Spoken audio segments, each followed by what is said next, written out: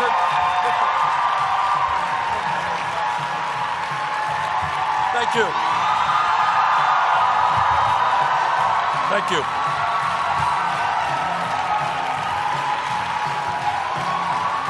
Thank you, Richard.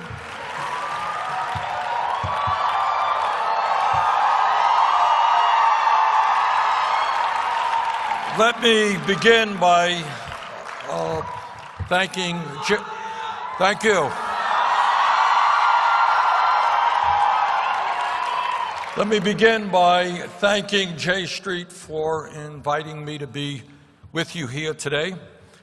It is an honor and a pleasure to be standing with an organization that has shown incredible courage, taking on some very difficult opposition, but understanding that the future of Israel and the Middle East and the future of this world requires us to fight for sane, progressive foreign policy ideas.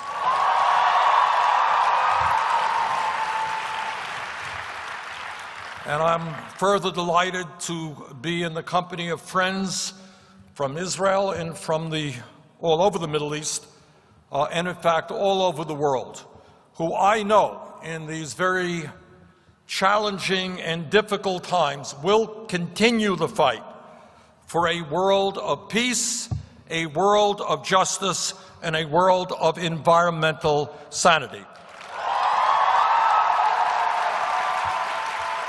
As I managed to catch a bit of the discussion in the last panel, and one of the panelists made a very, very important point, and that is despair is not an option.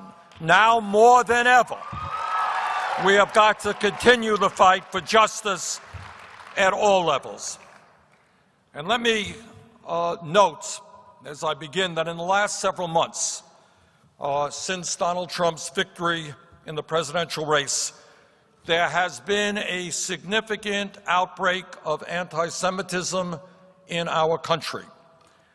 And I know all of you, are alarmed about the desecration of Jewish cemeteries, about bomb threats against Jewish organizations, and about more and more anti-Semitic language. When we see, as a nation, violent and verbal racist attacks against minorities, whether they be African Americans, whether they be Jews or Muslims in our country, immigrants in our country, or the LGBT community, these attacks must be condemned at the highest levels of government.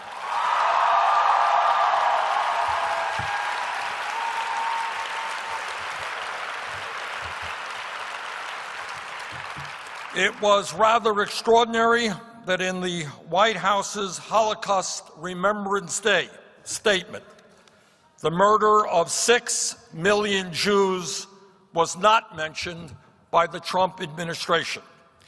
I hope very much that President Trump and his political advisor, Mr. Bannon, understand that the entire world is watching, that it is imperative that their voices be loud and clear in condemning anti-Semitism, violent attacks against immigrants in this country, including the murder of 2 young men from India,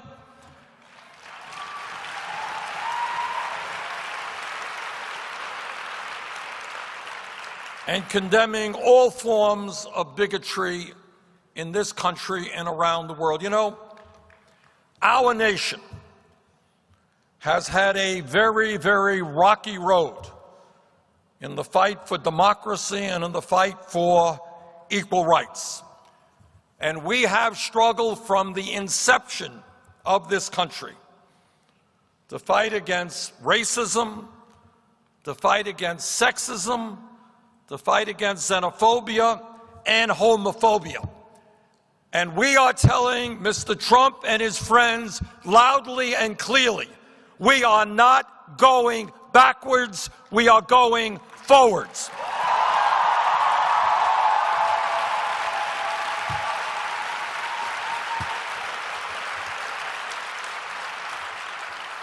We will continue to fight against all forms of bigotry and discrimination. And I must also say that I found it very troubling that at a recent press conference, when President Trump was given an opportunity to condemn the bigotry and anti-Semitism that has arisen in the wake of his election, he chose to respond by bragging, incorrectly by the way, about the size of his electoral college victory. The function of a president, a serious president, conservative, progressive, or whatever, what has always been the function of the president is to bring us together, not divide us up.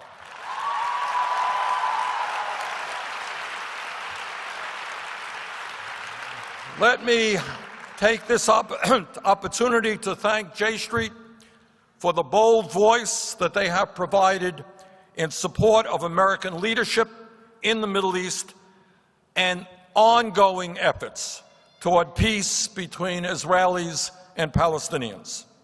I understand, and you understand, that given the political climate in this capital, that has not always been easy.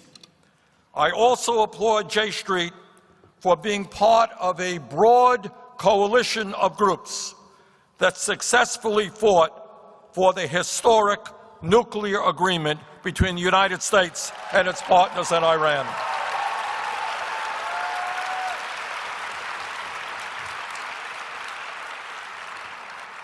That agreement demonstrated that real American leadership, real American power is not shown by our ability to blow things up,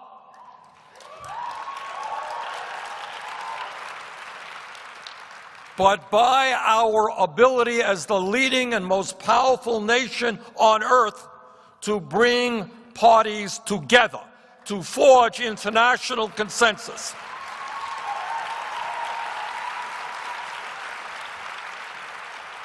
For many years, leaders across the world, including Israeli Prime Minister Netanyahu, had sounded the alarm about the possibility of an Iranian nuclear weapon.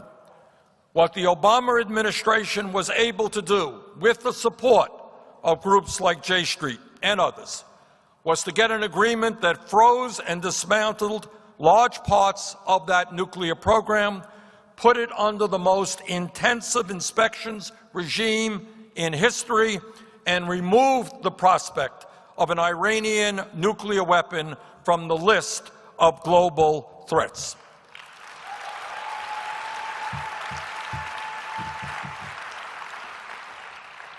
As a member of the United States Senate, as I'm sure you appreciate, I hear a whole lot of speechifying. Every day I hear from many of my colleagues how tough the United States has got to be, and how at the end of the day, military force and tanks and guns and planes are all that matters. Well, I say to those colleagues, many of whom have never been in combat themselves, that it is easy to give speeches in the safety of the floor of the U.S. Senate or the U.S. House, but it is a little bit harder to experience the hell of war and live through the devastation of war.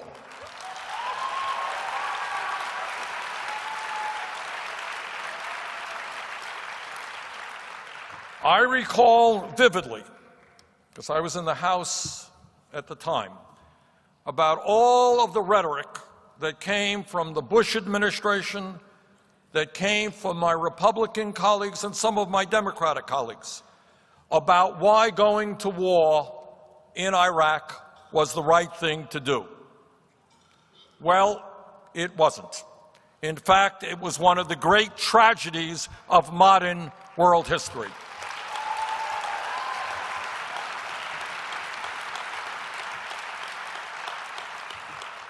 Today, it is now broadly acknowledged that the war in Iraq, and I am very proud that I was one of the leaders of the opposition to that war.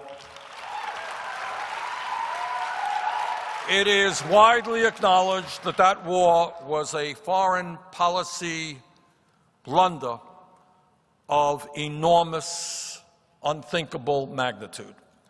The war in Iraq led to the deaths of some 4,400 brave American soldiers and the wounding, and I speak as the former chairman of the Senate Committee on Veterans Affairs, the wounding of tens of thousands of others, both physical and emotional.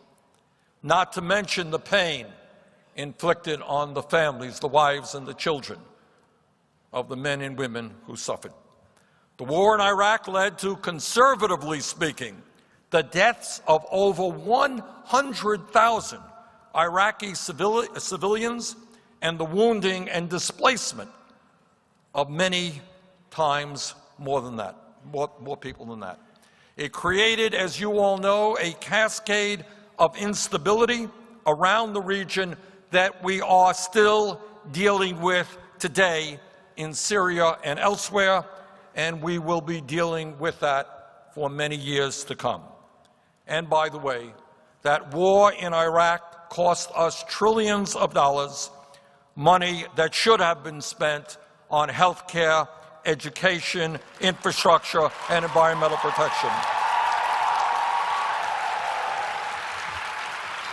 In other words, it is easy to give a powerful speech about why we have to go to war, but it is far more important that we do everything that we can to solve global conflicts without going to war.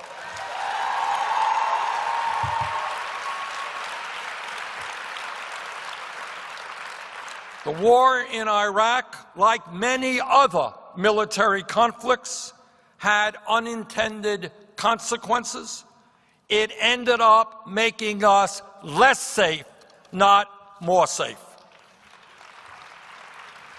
In contrast, the Iran nuclear deal, a deal that didn't promote or prompt great dramatic speeches, a deal that was enormously complicated, a deal that took an enormous amount of quiet diplomatic work, that deal helped the security of the United States and our partners. Yes, it helped the security of Israel, as many Israeli security experts have acknowledged.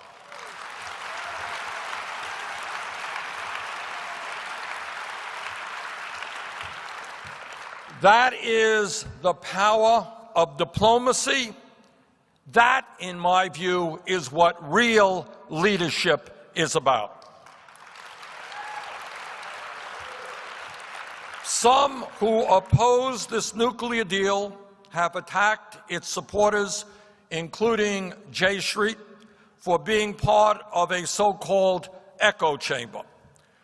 The truth is that here in Washington, there has been for many, many years a very loud and powerful echo chamber which called for war. It is about time that we had an echo chamber that called for peace. Thank you, J Street.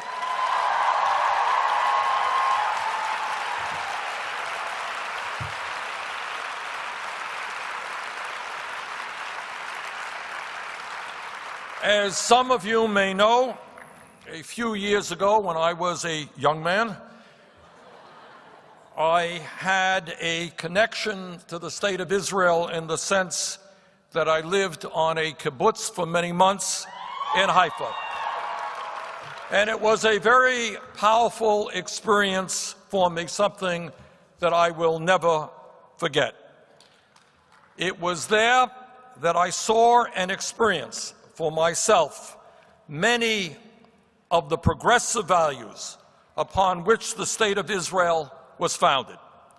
I think it is important for everyone, but particularly for progressives, to acknowledge the enormous achievement of establishing a democratic homeland for the Jewish people after centuries of displacement and persecution, and particularly after the horrors of the Holocaust.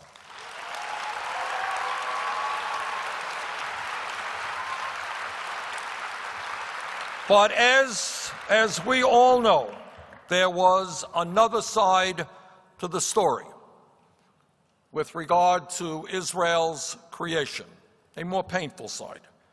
Like our own country, the founding of Israel involved the displacement of hundreds of thousands of people already living there, the Palestinian people.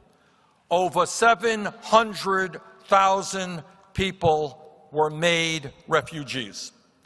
To acknowledge this painful historical fact does not delegitimize Israel any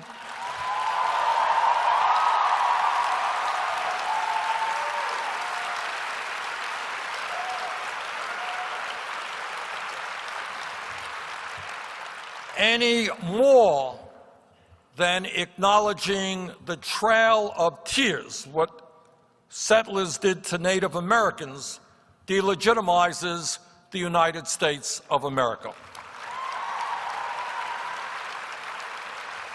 But I didn't come here today simply to revisit a history that all of us are familiar with, or to say one historical narrative is wrong and one is right.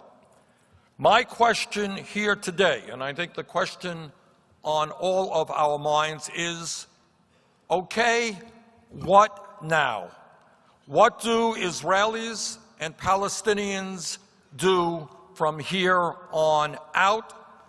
What should be U.S. policy to end this conflict that has gone on for so long, to end this 50-year-long occupation, and to create a better, more secure, and more prosperous future for Jews and Arabs, Israelis and Palestinians alike?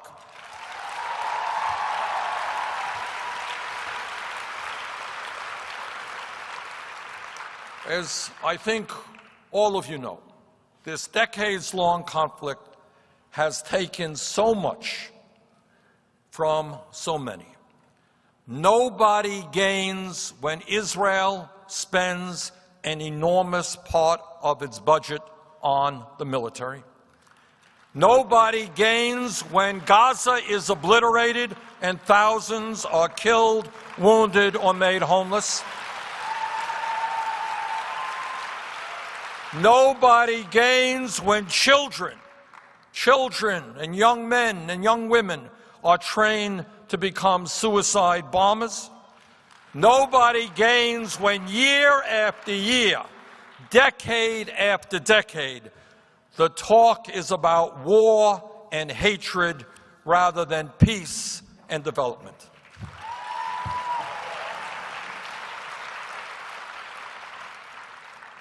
Think for a moment about the incredible potential that is being lost when Israelis and Palestinians are not coming together effectively to address the environmental and economic challenges of that region. And I will remember some years ago, I got a small sum of money, not a whole lot, to bring Israelis and people from the region together, from Jordan and Egypt and other countries, not to talk about the political differences, but to talk about the major and severe economic crises and environmental crises facing that region. And it was really a beautiful moment to be in a room where sensible people We're focusing on the water crisis in that area, how we provide water to people, the future of water. And that has got to be what our goal is. Our goal is bringing people together in the region to solve the very serious problems that they have. Our goal must be to see people come together in peace and democracy to create a region in which all people, Jews and Arabs, Israelis, Palestinians, have the decent life that all human beings are entitled to. Now, I am not naive. I am not naive. And I understand that given the realities of today, that vision, a vision where people come together in the Middle East to focus on the serious environmental, economic, and social problems that exist, I understand that today that vision appears distant and to some may be far-fetched.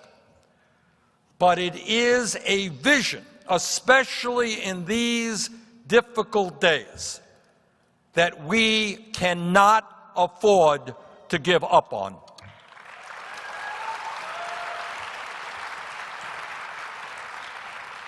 So what should we as progressives, American progressives, Israeli progressives, and progressives globally demand of our governments in bringing that kind of future to the people? Let's take a moment to talk about values. It is often said that the U.S.-Israeli relationship is based on shared values, and I think that's correct. But then we have to ask ourselves, what do we mean by shared values? What values are we, in fact, talking about? As progressives, here are some of the values that we share in this country and around the world. We believe in democracy. We believe in equality. We believe in pluralism. We are strongly opposed to xenophobia. We respect and we will protect the rights of minorities.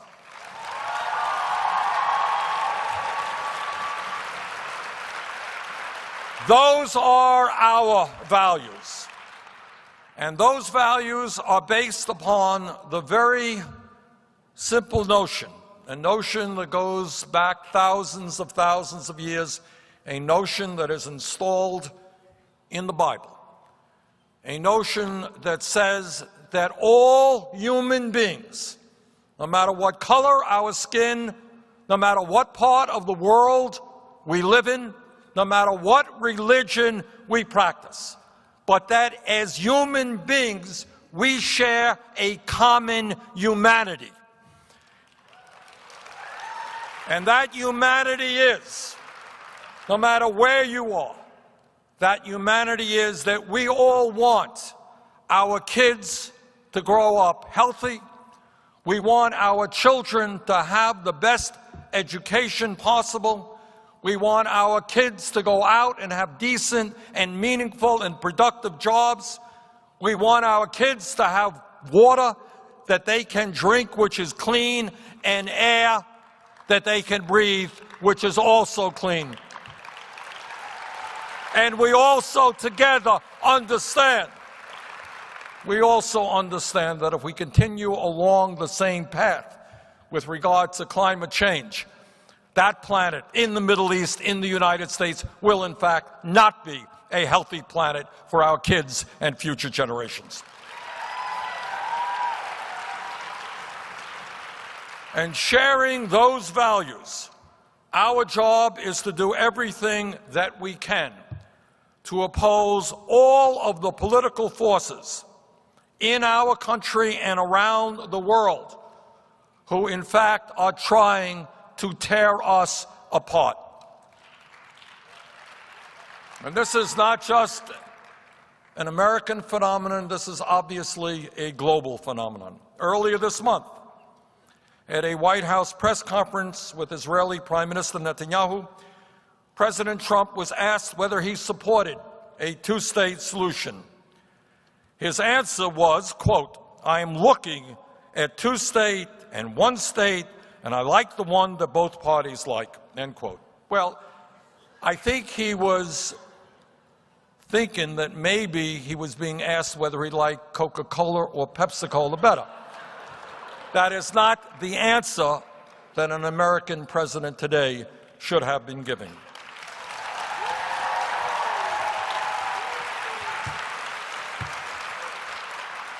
We should be clear.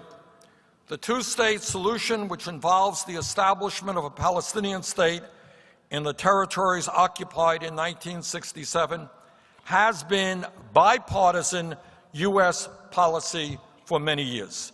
It is also supported by an overwhelming international consensus, which was reaffirmed in December by the United Nations Security Council Resolution 2334. Now, while I understand that the Trump administration has walked that statement back, the casual manner in which President Trump appeared to abandon the two-state policy was extremely concerning, but also unfortunately typical of the carelessness with which he has managed American foreign policy thus far.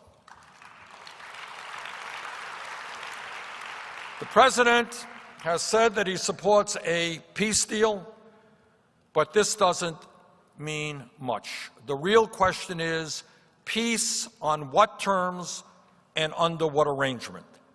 Does peace mean that Palestinians will be forced to live under perpetual Israeli rule in a series of disconnected communities in the West Bank and Gaza? That is not tolerable, and that is not peace.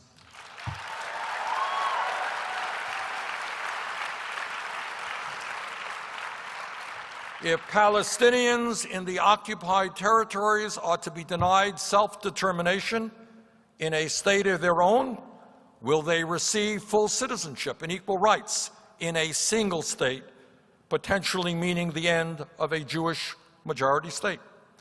These are very serious questions with significant implication for America's broader regional partnerships and goals.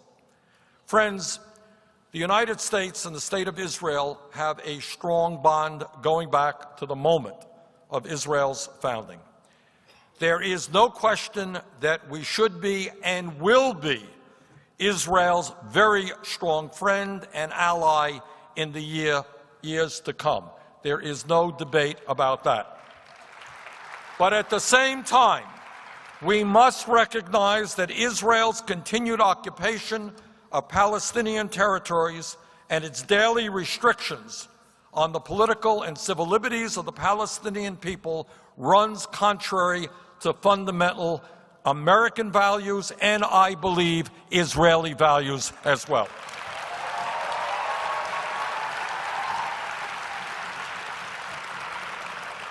As former Secretary of State John Kerry rightly said in his speech in December, and I quote, "Friends need to tell each other the hard truths," end quote.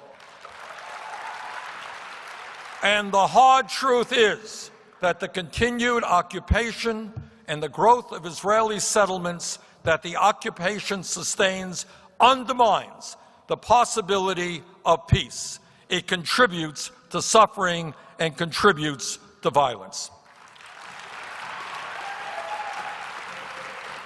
As the UN Security Council reaffirmed on December 23rd, the settlements also constitute a flagrant violation of international law. I applaud the Obama administration's decision to abstain from vetoing UN Security Council resolution.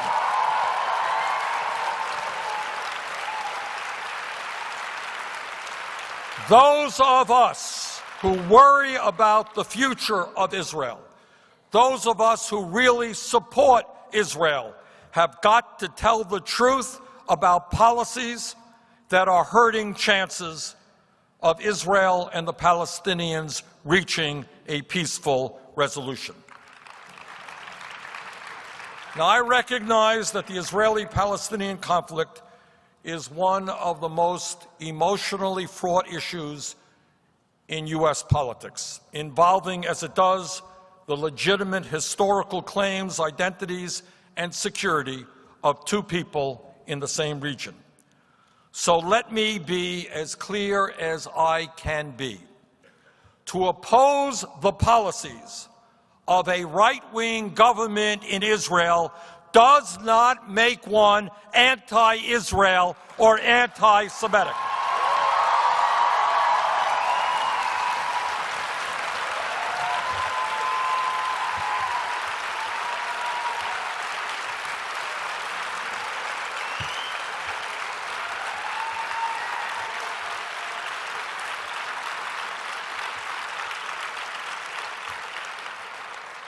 We can oppose the policies of President Trump without being anti-American.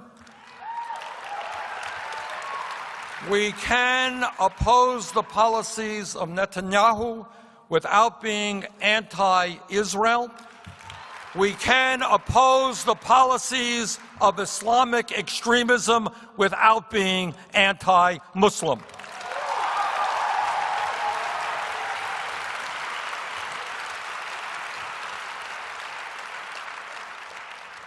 As I have said many, many times, peace means security, not only for every Israeli, but also for every Palestinian. It means supporting self-determination, civil rights, and economic well-being for both peoples.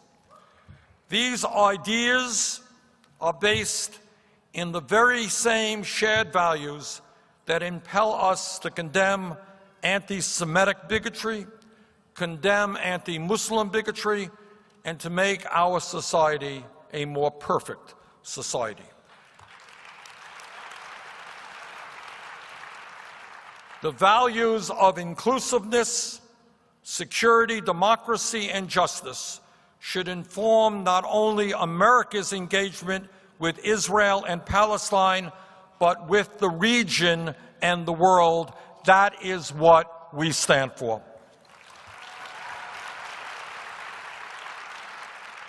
The United States will continue its unwavering commitment to the safety of the State of Israel, but we must also be clear that peacefully resolving this conflict is the best way to ensure the long-term safety of both peoples and for making America more secure. To my Israeli friends here with us today, let me say that we share many of the same challenges. In both of our countries, we see the rise of a politics of bigotry and intolerance and resentment. We must meet these challenges together as you struggle to make your nation better, more just, more egalitarian. I want to say to you, your fight is our fight. Thank you all very much.